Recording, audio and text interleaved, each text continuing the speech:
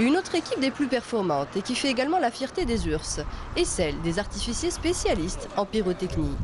Nous rencontrons le même jour 18 cadres et gradés en formation sur le fameux petit engin rencontré à l'aéroport et au port, le Fenech. Ces stagiaires ont une semaine pour apprendre le maniement du détecteur d'explosifs. Nous avons 18 cadres et gradés. Ils sont en train de se former sur le détecteur d'explosifs, donc pour une durée d'une semaine, c'est-à-dire de 5 jours, de dimanche jusqu'à jeudi l'après-midi. Ils vont former les utilisateurs dans leurs unités respectives pour être employés après dans les barrages. Expliquez-moi ce que l'agent a fait tout à l'heure. Il a fait un carré, il a essayé de quadriller un peu. Je vais vous expliquer. L'artificier il intervient avec le détecteur d'explosifs. Il va nous confirmer s'il y a explosifs ou autres produits illicites. Est-ce que le matériel est renouvelé C'est tout à fait normal. S'il y a d'autres matériels plus sophistiqués, on l'aura. Est-ce que vous l'avez... Il y a acquisition de ce matériel? Une acquisition. Est-ce que vous avez changé? Non, on ne change pas. On ne change pas un équipement qui est fiable.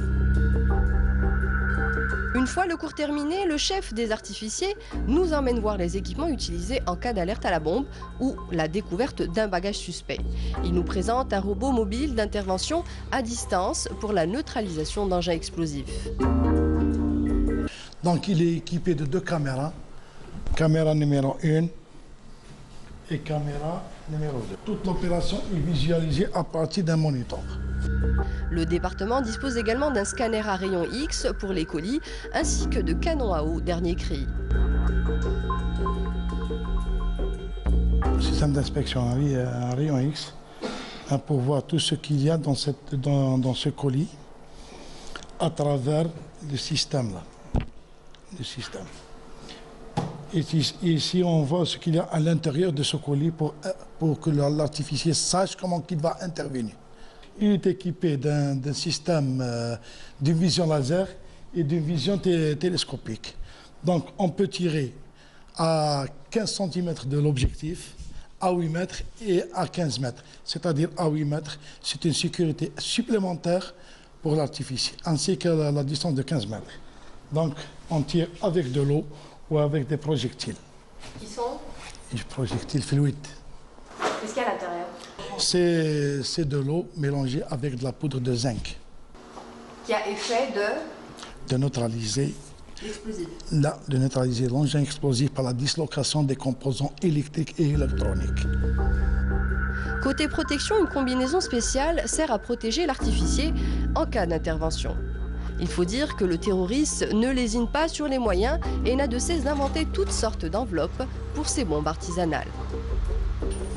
Vous avez le casque, la tenue, les plaques balistiques, système de communication. Donc l'intervenant est équipé de l'ensemble de cette technique, y compris le système de communication pour communiquer, pour rester en relation avec son second. C'est une distance de 120 mètres. Toujours autour des explosifs, nous décidons de tester l'efficacité des détecteurs d'explosifs au niveau d'un barrage. Nous dissimulons un produit chimique dans un boîtier de l'une de nos cassettes et la plaçons à l'intérieur du véhicule, direction le barrage de police de la côte de Bir Morad Reis, situé à l'entrée ouest d'Alger. Dès notre arrivée au barrage, nous sommes suspectés par l'agent qui manipule le Fenech. Il nous demande de serrer à droite.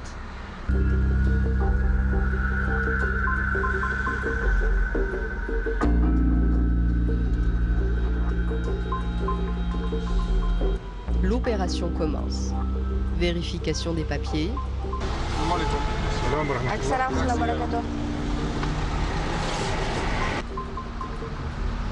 Puis quadrillage du véhicule, tout y est. Le policier remarque notre caméra, il nous demande de descendre du véhicule. Notre fourgon est fouillé et l'agent retrouve en moins de 5 minutes le boîtier caché sous l'un des sièges arrière.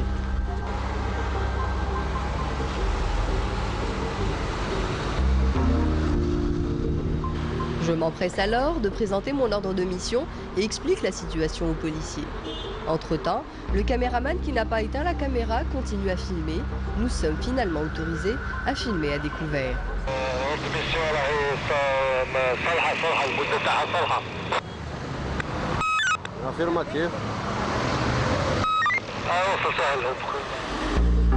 Ce barrage est à l'exemple de tous les barrages qu'on retrouve un peu partout sur Alger. 10 agents de police armés pour assurer ce point de contrôle surveillé par plusieurs caméras de surveillance placées de manière à avoir un champ de vision le plus global possible. Attention, souriez, vous êtes filmé. On voit les caméras de surveillance, pour ainsi dire, un peu partout sur la capitale. Mais qui dirige ces caméras et où se trouve la salle des opérations en charge de ce système de surveillance? Direction la sûreté de Wilaya d'Alger, si au boulevard Amirouche. La salle des opérations se trouve au 5e étage du bâtiment, derrière cette porte. On entre de plein pied dans la salle des transmissions radio, puis à droite, une autre porte donne accès à une autre pièce qui nous fait rappeler la salle de contrôle de l'aéroport. Ici se trouve la régie de vidéosurveillance de la sûreté de Wilaya d'Alger. Des écrans longent l'ensemble de l'angle gauche de la pièce. Des policiers scrutent les images des récepteurs. On les voit pianoter de temps à autre sur leur clavier. Tout transite par ce centre-là. L'appel de secours passe par le 17 ou par le call center. L'information peut arriver par nos structures opérationnelles, soit par réseau radio ou par réseau téléphonique. Et là, cette information est tout de suite communiquée à la hiérarchie qui donnera l'instruction nécessaire. Notre rôle, c'est d'anticiper un peu le travail allant du mouvement des troupes, du mouvement des patrouilleurs à la prise de décision qui vient simultanément en cours d'opération. 06814 310 16. Le macan, il y a un travail qui se fait par le biais des moyens techniques. Donc, عاودوا لي ال 11e à 100 mètres من ال 11e لا تمركز إليك. تجاه ياسر. Nous sommes un service de police, on gère toutes les difficultés. Donc allant du trafic routier à la petite criminalité, à la grande criminalité, au chat coincé ou sur un arbre, on peut recevoir plein d'appels. Vous avez combien de caméras sur la périphérie d'Alger? Ça dépasse les 70, en plus des reports d'images, bien entendu. Nous avons des reports d'images héliportés, nous avons des reports d'images des stades, et donc plus de 70. Tout dépend de ce qu'on a besoin. C'était une opération qui a commencé avec 16 caméras sur les artères commerçantes. Donc on a fait un essai pour voir à peu près le feedback de cette installation qui a donné ses fruits. Et progressivement, la hiérarchie a décidé d'augmenter le chiffre et c'était par phase. Le choix des endroits, bien sûr, c'est un choix qui est fait par une commission opérationnelle et non pas sur coup de tête. C'est par une commission opérationnelle dont je fais partie. Nous choisissons les endroits où nous pouvons utiliser ces caméras pour plusieurs missions. Alors, est-ce que toutes ces caméras fonctionnent?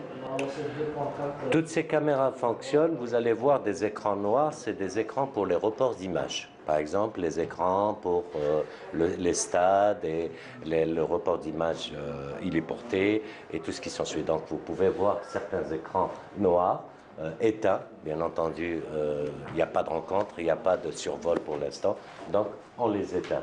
Lui, on passe au numérique avec l'intégration de plusieurs applications et tout ce qui s'ensuit, entre autres la reconnaissance ou la détection thermique, la détection de mouvement, y compris on peut intégrer dans le système le LAPI, la lecture automatique des plaques d'immatriculation.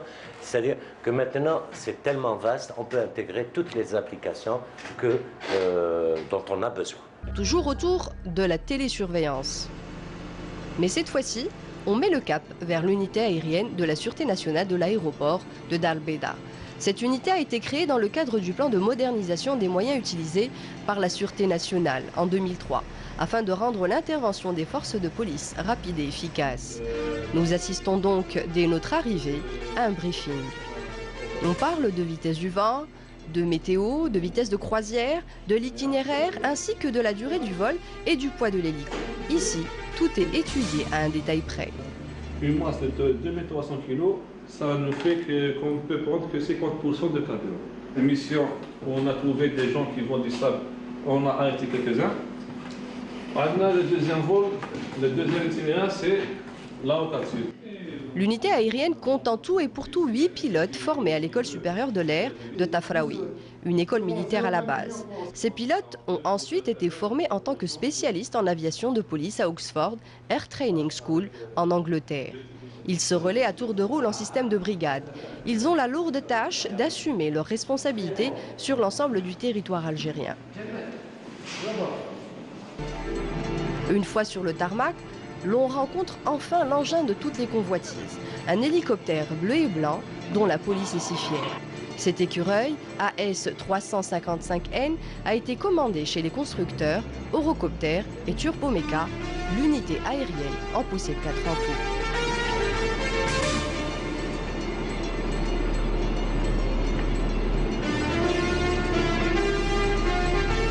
C'est un bimoteur qui est vraiment fait pour les opérations de police et qui peut surveiller et survoler les agglomérations en toute sécurité.